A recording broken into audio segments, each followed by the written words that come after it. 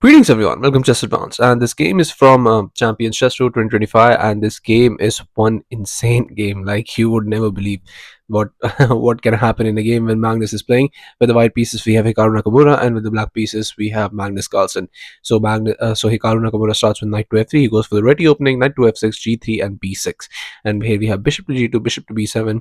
Going for the Fianchetto variation, and we have this d3, c5, and here just e4.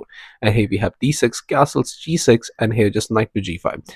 Just putting the knight out there. I mean, you could kick it away, but that's besides the point. h6, but here knight to h3 and just knight to c6, and here just f4 by Hikaru. He's already just trying to set up a very nice attack. We have e6. So on d6 you try to attack black's rook, but you have to understand that you cannot capture it because queen caps on c3.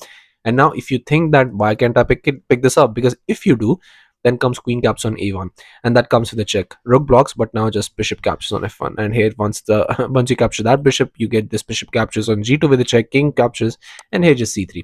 And this pawn is promoting, and you are getting checkmated soon enough. And Hikaru has to find a way to get his attack going. So here just f5 by Hikaru, and queen to d2, but just f caps on g6. F captures, we have queen caps on g6, and now the king moves, and now it's much more likely that Hikaru can actually start an attack and go for checkmate. We have knight to b3, attacking the queen, queen to e3 check, king to h1, but now just going for this rook to g8, attacking the queen. We have queen to h5, and now comes this rook caps on g2. A beautiful rook sacrifice by Magnus, but it just unfortunately looks beautiful. It is not that great, because here just king captures and rook to g8 check was played, but now just king to h1, and there is no way for you to check the king anymore, because you have to understand that this square is covered by the queen. So here bishop to c8, just trying to get a very nice bishop, but now comes this.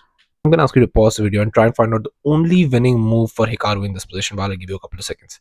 So congratulations to everyone who's able to find this move. The move is rook to g3. You cannot capture my queen because you're going to get mated. So this is completely winning. You cannot even extend the game in this, because what are you going to do? There is no check in this position. Even if you if you try to do this, then I just capture with the queen, and there is nothing. If you go rook captures, then just queen captures. And here what's most likely going to happen is here after rook to f1 blocking, bishop captures, bishop caps on h6, bishop caps on g2, king captures and c3. That pawn is promoting no matter what you do. So here after bishop captures, you don't want to play bishop captures in this. What you want to do is you want to play rook to e1, just defending that knight.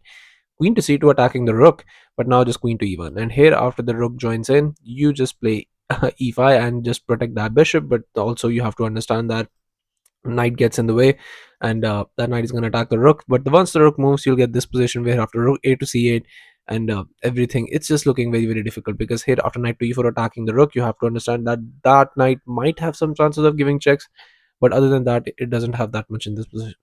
But black is the one who's going to be winning, and Magnus's hands, he will definitely convert this into a win. But here after bishop to b2, he missed all of this. I mean, queen to b6 was the best move, but in this position he played queen to b5, thinking that it's the same thing. But here comes the very nice move by Hikaru. He goes for knight to c4, defending the defending that, and this could be played. But then again, maybe maybe he just didn't want to give him a bit too much. Here knight to a5 was played, but now just knight captures, queen captures c4, and now the structure is really solid. So here just e5 was played, and now just f5. Now here Hikaru has to try and start attacking, because that was his plan in the beginning as well. Queen to d2 was played, but now just comes f captures, queen captures, and now that too with a check, king to h8. But you have to understand Magnus's position is just getting worse like every move. Here knight to b3 attacking the queen, queen to e3 check, king moves, and here just rook to g8. And now this is looking very scary. And here just once the queen moves, here in this position, Magnus Carlsen went for possibly could be one of the uh very very aesthetic looking rook sacrifice, because he went for rook caps on g2. And here after king captures, just rook to g8. Like there may be something in this position, but unfortunately for Magnus there is nothing, because once the king moves, now that square is covered by the queen. There is no checks in the position. You cannot do anything, and all you can do is resign. But Magnus being Magnus, he went and he got his Magnus effect in motion, and he played bishop to c8. And now comes rook to f3, now attacking the queen. Queen moves, and here just rook to g1. And in this position, in this very position, Magnus Carlsen plays bishop to g4. And this is one of the most insane bluffs in chess history I have ever seen, because I mean, what do you do in this position? But I'm going to ask you to pause the video and try and find out the only move in this position that wins right on the spot. So congratulations to everyone who's able to find this move. And the move is rook f to g3. You cannot capture my queen because you're getting mated there on g8.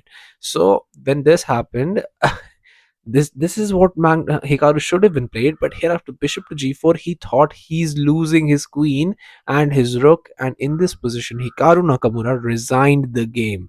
I mean, literally, Magnus effect is just so strong that he could not see that rook to g3 just completely wins the game, and there is nothing after rook f to g3, because if you tried like queen to e3, rook captures, but bishop captures. Now you get this rook captures, king moves, and you get this position where you're not only up a pawn but you're up the exchange, completely winning.